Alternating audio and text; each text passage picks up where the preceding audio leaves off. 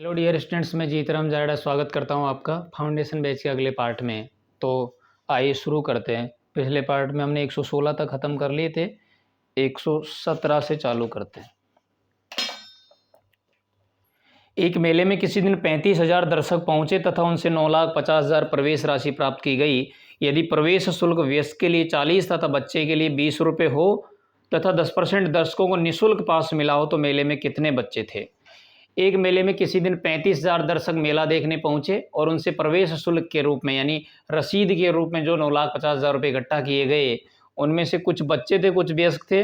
वयस्कों के लिए जो शुल्क था वो 40 रुपये था और बच्चों के लिए जो शुल्क था वो 20 रुपये था।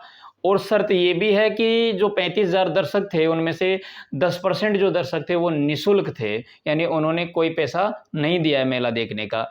तो इस मेले में से बच्चों की संख्या बतानी है आपको। देखते हैं कितनी है। एक मेले में किसी दिन 35,000 दर्शक पहुंचे, यानी कुल दर्शक थे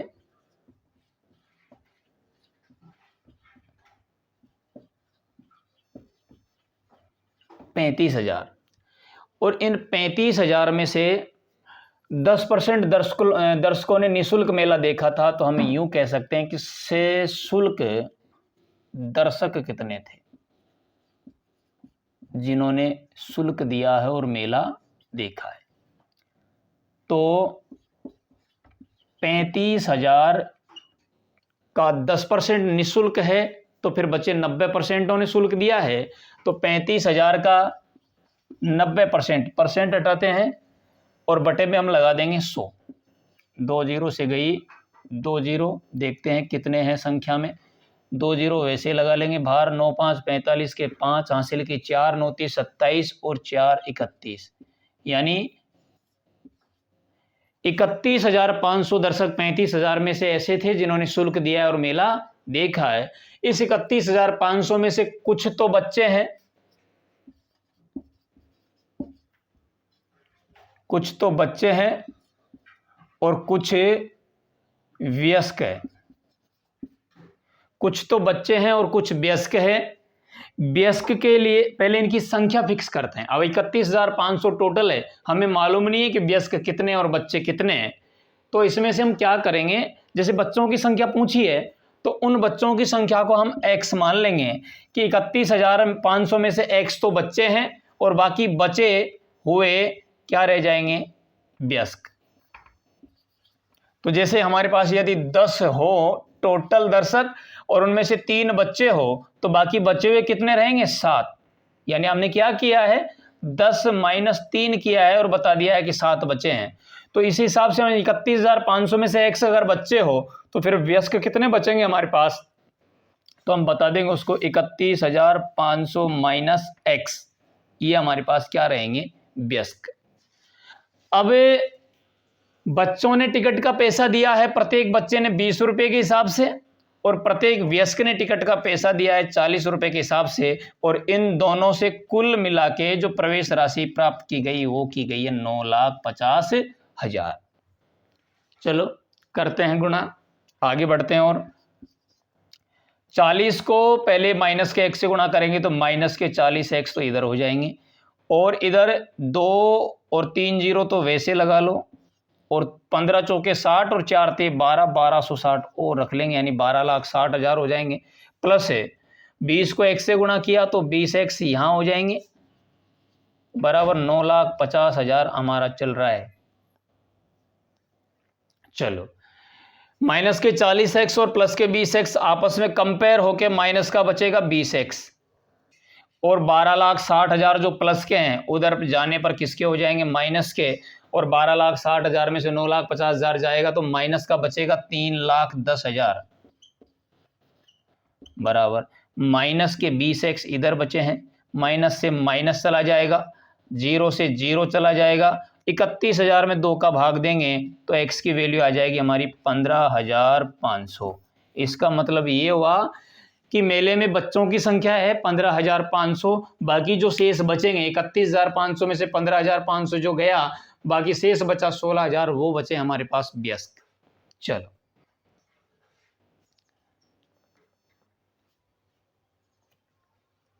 और बढ़ते हैं आगे।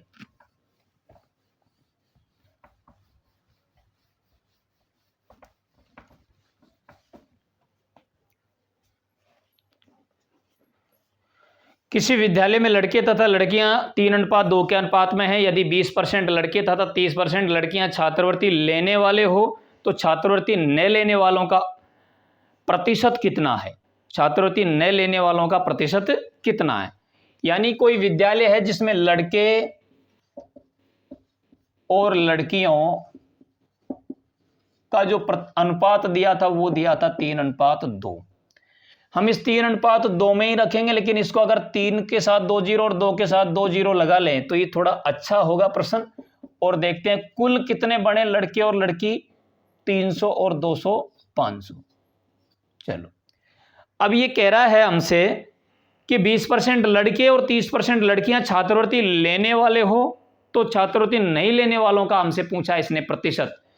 अगर लड़कों की संख्या 300 है, लड़कों की संख्या 300 है और लड़कियों की संख्या 200 है, तो 300 का 20% छात्रवृत्ति लेता है तो फिर 300 का 80% छात्रवृत्ति नहीं लेता, तो निकाल देंगे। नहीं लेने वालों से मतलब है हमें, तो निकालेंगे 300 का 80%, परसेंट हटा बटे में गया 100, 2 जीरो से 2 जीरो काट देंगे, 8 3 24 यानी कि 240 तो छात्र नहीं लेंगे। और बात लड़कियों की करें तो 30% नहीं लेती है तो फिर 70% नहीं लेंगी। परसेंट हटा बटे में गया 100, 2 जीरो से 2 जीरो काट दिया, ये 7 दूनी 14 यानी कि 140। इसका मतलब 300 लड़कों में से 240 लड़के छात्रवृत्ति नहीं लेते हैं और 200 लड़कियों में से 140 लड़कियां छात्रवृत्ति नहीं लेती है। इसका मतलब कुल कितने नहीं लेते हैं ये देखते हैं। 40 और 40 80, 200 और 100 300 बोले कि 380 ऐसे हैं जो छात्रवृत्ति नहीं लेंगे। कितने में से? 500 में से। इनका प्रतिशत पूछा है तो निकाल देंगे 380 भाग 500 गुणा 100। 2 जीरो से गई 2 जीरो, 5 7 35 बच गया 3 30, 5 6 30, यानी 76% विद्यार्थी ऐसे हैं विद्यालय में जो छात्रवृत्ति नहीं लेने वाले हैं। और देखते हैं आगे।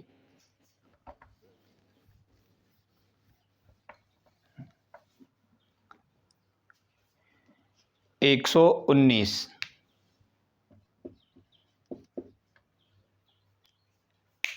किसी परिवार के चावल, मछली तथा खाद्य तेल पर किए जाने वाले खर्च 12:17:3 के अनुपात में है।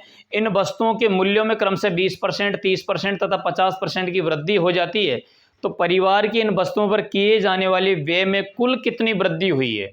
यानी अब से पहले 12, 17 और 3 के अनुपात में खर्च था, अब अगले साल 20, 30 और 50% की वृद्धि हो जाती है, तो इन पर जो खर्च किए जाने वाला खर्चा था उसमें कुल कितने % की वृद्धि हुई है ये पूछी है।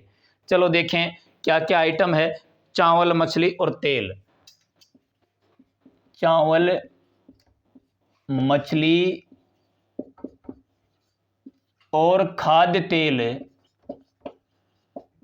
पर अब से पहले किए जाने वाला खर्च का अनुपात था 12:17:3, यानी कि टोटल कितना होगा? 17 और 3 20 और 12 32, टोटल कितना बना? 32 है। अब वृद्धि हो गई, कितने कितने प्रतिशत की वृद्धि हुई है देखते हैं। 20% और 30% और 50%। अब परसेंट निकालना पहले बता रखा है आपको कि 12 दूनी 24, 12 गुणा 20 करेंगे, परसेंट हटेगा नीचे जाएगा, 1 जीरो से 1 जीरो काट दिया, फिर 12 दूनी 24 बनेंगे, 1 जीरो कटेगा, बीच में पॉइंट आ जाएगा। इस हिसाब से यहाँ तो वृद्धि हो गई हमारी 2.4 की। ऐसे 17 तिया 51, 1 जीरो कट गया, एक संख्या से पहले पॉइंट आ जाएगा यानी कि 5.1। इधर 5 तिया 15, 1 जीरो कट गया, एक से पहले पॉइंट आ जाएगा यानी 1.5।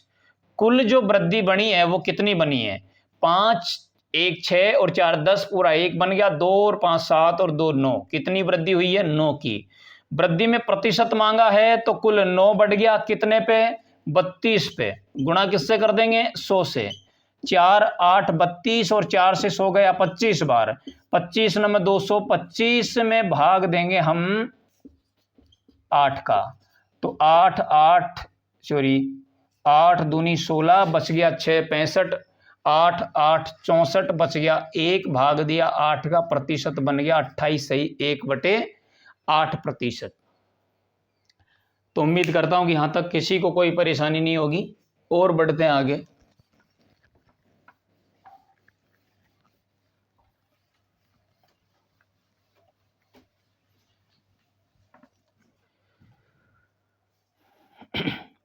आगे यदि ए की आय का 5% बराबर बी की आय का 15% तथा बी की आय का 10% बराबर सी की आय का 20% हो तथा बी की आय 8,000 हो तो तीनों की कुल आय कितनी है? ए की आय बी की आय का इतना है और बी की आय सी की आय का इतना है। चलो देखें 120। ए की जो आय है वो 5% है, बी की आय का 15, ए की आय का 5% बराबर है, यानी ए का 5% बराबर है बी का 15% के तथा बी का 10% बराबर है सी के 20% के। इतना दिया है तथा बी की आय 8,000 हो तो तीनों की कुल आय कितनी है? चलो देखते हैं। परसेंट से परसेंट कट जाएगा, 5 एकम 5 और 5 दिए 15। अगर इसको ए अनुपात बी में बिठाते हैं तो सामने वाली राशि होगी 5 की वैल्यू कितनी? 3। ए की वैल्यू कितनी है? 3। और बी की वैल्यू कितनी है? 1। तो 3:1 तो यहाँ हो गया तथा 10 एकम 10 और 10 दूनी 20, यानी बी की वैल्यू कितनी है? 2। यानी बी अनुपात सी की बात करें तो बी की वैल्यू 2 आ जाएगी, सी की वैल्यू कितनी रहेगी? 1। बात करें किसकी? ए अनुपात बी अनुपात सी की, तो ए बी कितना रहेगा? 3:1। बी सी कितना रहेगा? 2:1, यानी कि 3 दूनी 6, 2 एकम 2 और 1 गुणा 1 किया तो 1। अनुपात बना 6:2:1। इसने दिया है बी का, जो बी की आय है वो 8,000 है, हमारे हिसाब से बी की आय कितनी है? 2। तो 2 बराबर कितना रहेगा? 8,000। क्या पूछा इसने? तीनों की कुल आय कितनी है? तो तीनों की कुल आय हो जाएगी 6 2 8 और 1 9। तो 9 बराबर कितना रहेगा? x। 2 चौके 8, 3 0 28, 4 0 4 0 गुणा 9 किया, 4,000 गुणा 9 किया तो आ गई बी की आय, तो तीनों की आय 36,000। आइए आगे बढ़ते हैं।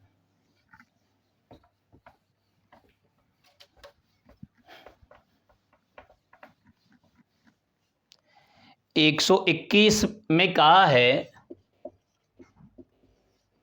121 में कह दिया कि एक MRI मशीन का मूल्य 1 करोड़ रुपए है, विक्रेता कंपनी इस पर 5% की छूट देती है, तो छूट की राशि कितनी है? 1 करोड़ पर 5% की अगर छूट देंगे तो वो छूट की राशि कितनी, ये पूछा है। पहले तो 1 करोड़ लिखते हैं, इकाई, दहाई, सैकड़ों, हजार, 10,000, लाख, 10 लाख, करोड़। 1 लाख के 5 जीरो, उसके बाद बढ़ते हैं। इस पे 5% की छूट दी है, 5% की छूट का परसेंट हटाएंगे, बटे में रखेंगे 100, 2 जीरो जाएगी, 1 2 3 4 5, मतलब 1 लाख। 1 लाख अगर 5 से गुणा होगा तो वो राशि बनेगी छूट की 5 लाख। ये पूछा और कुछ पूछा ही नहीं इसमें। और बढ़ते हैं आगे।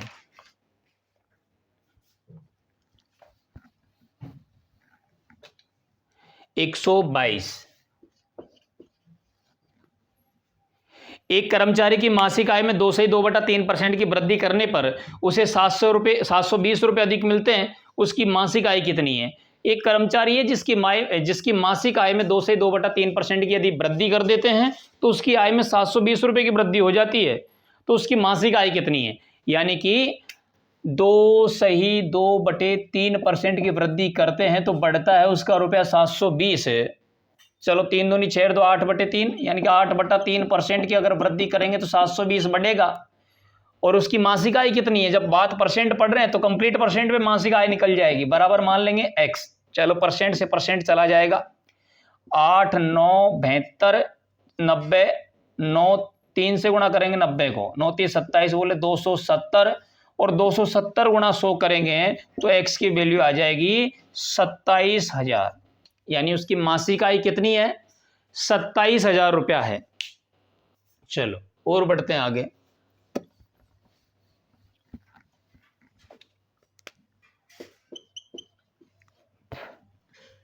एक 123, तुलसीराम का वेतन कश्यप के वेतन से 20% अधिक है। यदि तुलसीराम की बचत 720 रुपया हो जो उसके वेतन का 4% हो तो कश्यप का वेतन कितना है? यानी तुलसीराम का जो वेतन है ना वो कश्यप के वेतन से 20% अधिक है। तुलसीराम का जो वेतन है वो कश्यप के वेतन से 20% अधिक है। मान लिया कश्यप का वेतन 100 होगा तो फिर तुलसीराम का वेतन निकलेगा 120। फिर उसके बाद कह रहा है ये कि तुलसीराम की बचत 720 रुपया है जो उसके वेतन का 4% है। यानी तुलसीराम के वेतन का यदि हम 420 तुलसीराम का जो वेतन है उसका यदि हम 4% निकालते हैं, 4% हटेगा, बट्टे में जाएगा 100। अगर तुलसीराम के वेतन का 4% निकलता है तो उसकी बचत बनती है, और वो कितनी दी हमें? 720।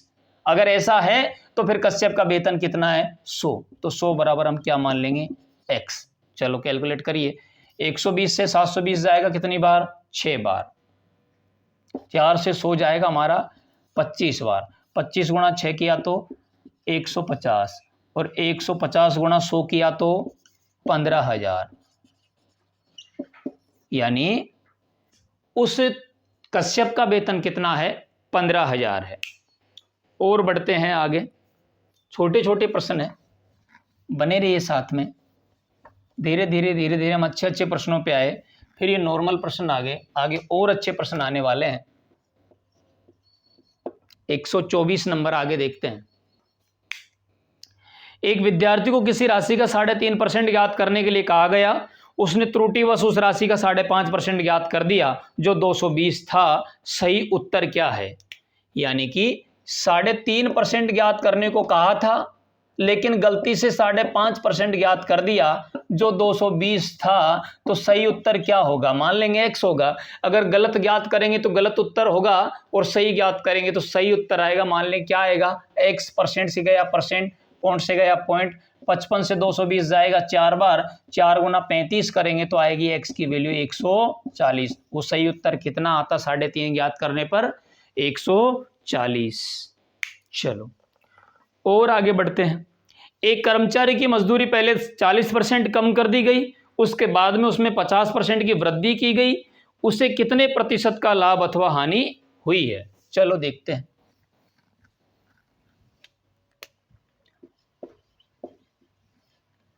एक 125 है। एक कर्मचारी की मजदूरी पहले 40% कम कर दी, उसके बाद में 50% की वृद्धि कर दी, तो अब उसे कितने प्रतिशत की लाभ अथवा हानि हुई है? मान लिया अब से पहले उसकी मजदूरी 100 रुपया थी, इसे कम कर दिया गया 40% कम कर दिया, तो इसे 60% रखा है, फिर इसे 50% बढ़ा भी दिया गया होगा, तो फिर इसको हम रखेंगे 150%। परसेंट हटा, बटे में गया 100। 2 3 4 4 0 से 4 0 काट दी, 15 6 90। यानी पहले कितनी थी? 100, अब कितनी रह गई? 90। कमी हुई है ना? कितने की? 10% की। यानी उसकी मजदूरी पहले से 10% कम हो गई है। चलो 126 नंबर का प्रश्न हमने पीछे पढ़ लिया, ये दोबारा रिपीट हुआ है। 127 पे आते हैं। 1 से 27 तक के कितने प्रतिशत संख्याओं के वर्ग के अंत में 1 आता है? देखते हैं। 127 नंबर में कहा है कि 1 से 70 तक की कितने प्रतिशत संख्याओं के वर्ग के अंत में 1 आता है? 1 से 70 तक। चलो इसके लिए थोड़ा सा समझते हैं। जो काउंटिंग है, सारी गिनती, वो 1 से लेके 9 अंक तक के बने हैं। यानी 1 2 3 4 5 6 7 8 और 9, यानी सारी जो गिनती है, सारी जो काउंटिंग है, इन्हीं नंबरों से मिलके बनी है। तो हम देखते हैं, 1 का स्क्वायर करते हैं तो 1, और 2 का स्क्वायर करते हैं तो 4, और 3 का स्क्वायर करते हैं तो 9, 4 का करते हैं तो 16, और 5 का करते हैं तो 25, 6 का करते हैं तो 36, और 7 का करते हैं तो 49, 8 का करते हैं तो 64, और 9 का करते हैं तो 81। यानी किसी भी संख्या का अगर इकाई अंक 1 होगा तो उसके द्वारा वर्ग जिस संख्या का हम करेंगे उसका इकाई अंक भी 1 ही होगा। जैसे 1 के बाद इकाई अंक किसमें आएगा? 11 में। तो 11 का हम करें तो 121 आएगा। तो अगर संख्या का इकाई अंक 1 है तो उस वर्ग संख्या का इकाई अंक भी 1 ही होगा। इसके बाद ऐसा इकाई अंक कहां बनेगा? 21 में। 21 का कितना होता है? 441। तो देखो बन रहा है। यानी और किसी संख्या का इकाई अंक 2 होगा तो वर्ग बनने वाली संख्या का इकाई अंक क्या होगा? 4। किसी संख्या का इकाई अंक 3 होगा तो वर्ग बनने वाली संख्या का इकाई अंक होगा 9। अगर किसी का 4 है संख्या का तो उसका इकाई अंक बनेगा वर्ग वाली का 6। किसी मूल संख्या का इकाई अंक 5 है तो वर्ग संख्या का इकाई अंक भी 5 ही होगा। किसी मूल संख्या का इकाई अंक 6 है तो वर्ग संख्या का इकाई अंक भी 6 ही होगा। किसी मूल संख्या का 7 है तो वर्ग संख्या का 9 होगा, और किसी मूल संख्या का 8 है तो वर्ग संख्या का 4 होगा, और किसी मूल संख्या का 9 है तो वर्ग संख्या का 1 होगा। अब प्रश्न ने हमसे कहा है कि 1 से 70 तक की कितनी प्रतिशत संख्याओं के वर्ग के अंत में 1 आता है। तो हम देखो 1 कहाँ है, एक तो ये रहा और दूसरा ये रहा।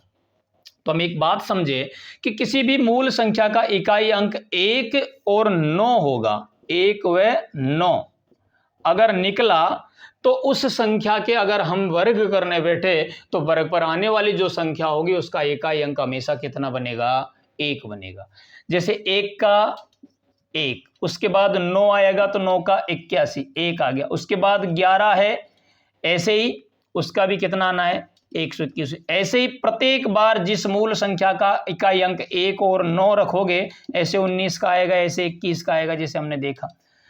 तो प्रत्येक बार जो संख्या आएगी वर्ग संख्या, उसका इकाई अंक हमेशा क्या रहेगा? 1 रहेगा। तो ऐसी कितनी संख्या होगी देखते हैं।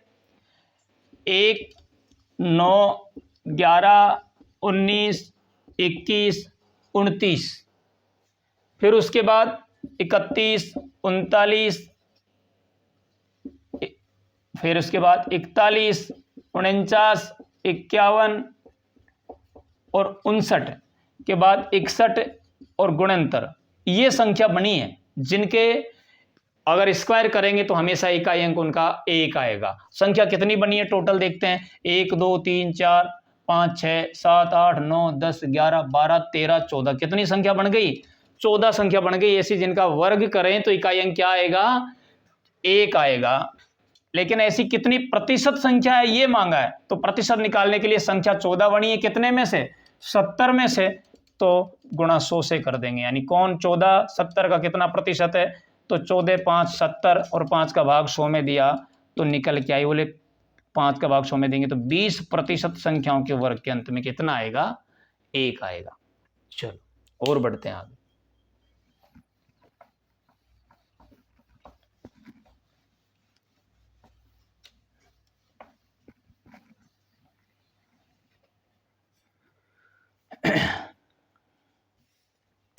सोनू ने मोना से 10% अधिक निवेश किया तथा मोना ने रघु से 10% कम निवेश किया। यदि तीनों ने 5780 रुपये निवेश किए हो तो रघु ने कितना धन निवेश किया? चलो देखते हैं।